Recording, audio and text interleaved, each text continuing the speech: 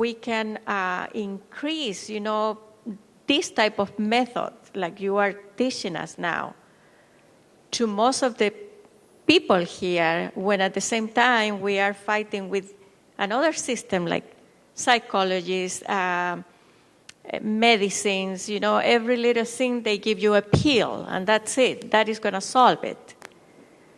So it's like a big contradiction in, I don't know how we can get more from method like yours. Now, one thing we need to understand is,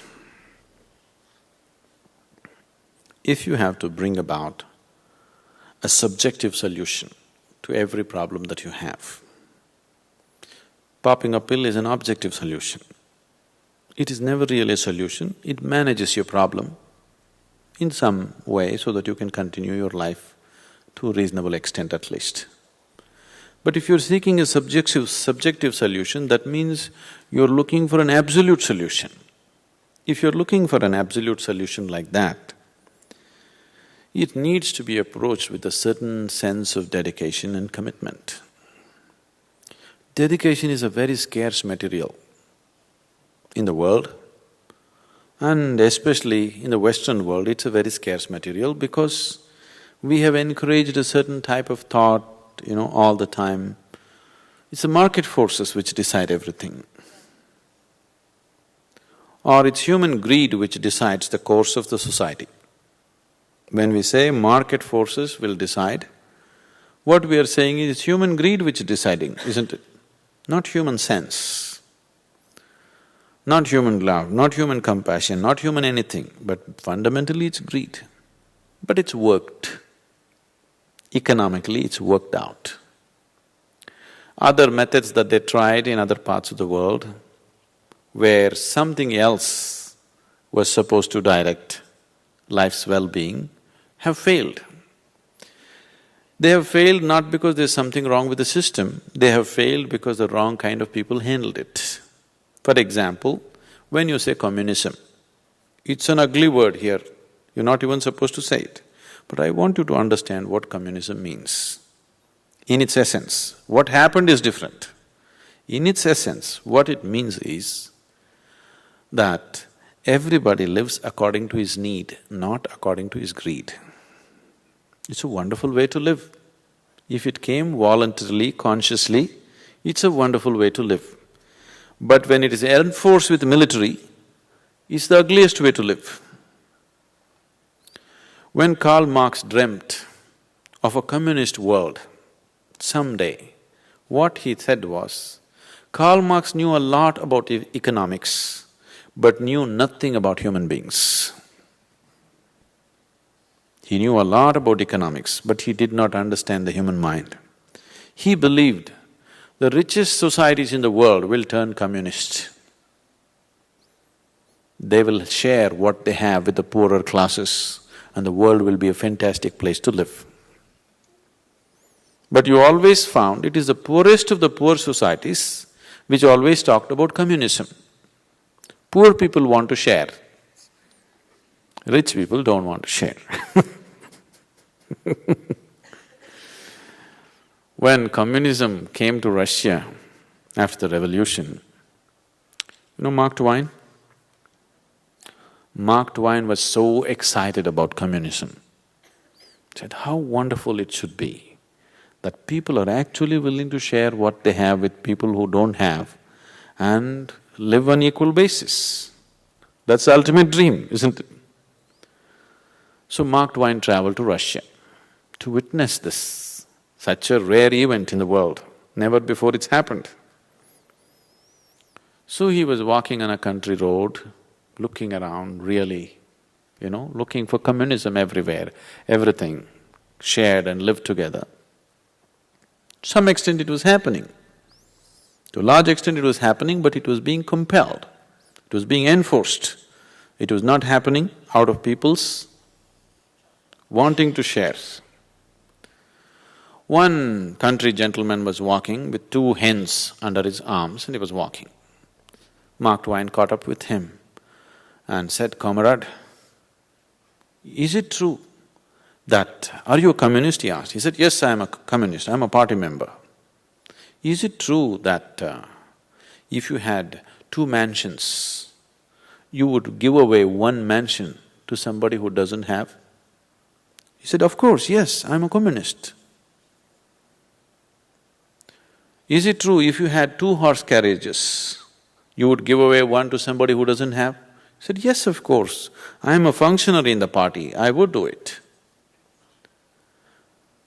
If you had 2 hens, would you give away 1 hen to somebody? "What the hell, that's all I have." So you're willing to share that which you don't have. This Marx did not understand. Marx really must be a really wonderful man. He believed that people will share and live. He propounded a whole philosophy. But the whole experiment turned out so ugly simply because it was forcefully enforced.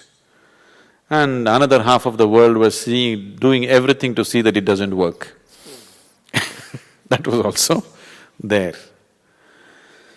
So now, if you want a subjective solution from within, it needs a dedicated approach.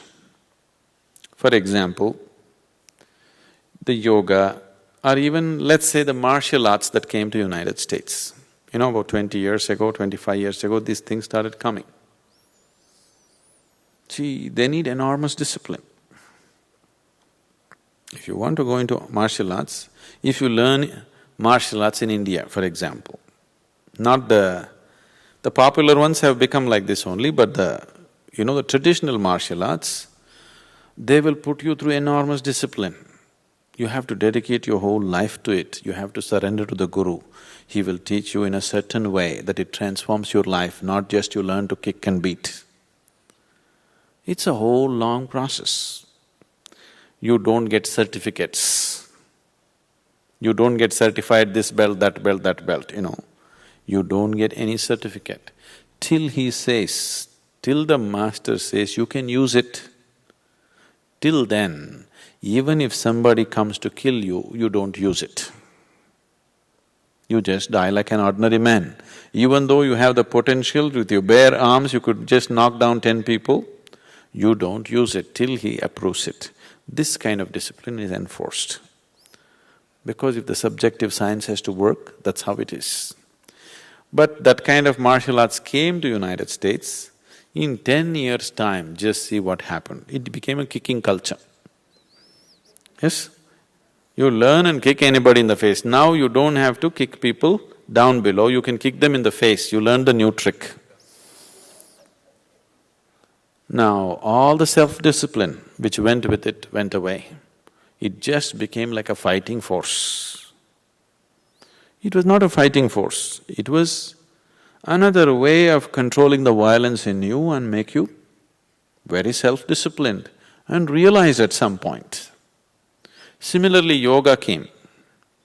Now every street corner has yoga studios, every kind of yoga going on. I usually don't enter these studios, but it happened that 3 years ago, I was in Paris. So this lady, she invited me, and because of some obligation, I ended up in the yoga studio to talk to people there, her students.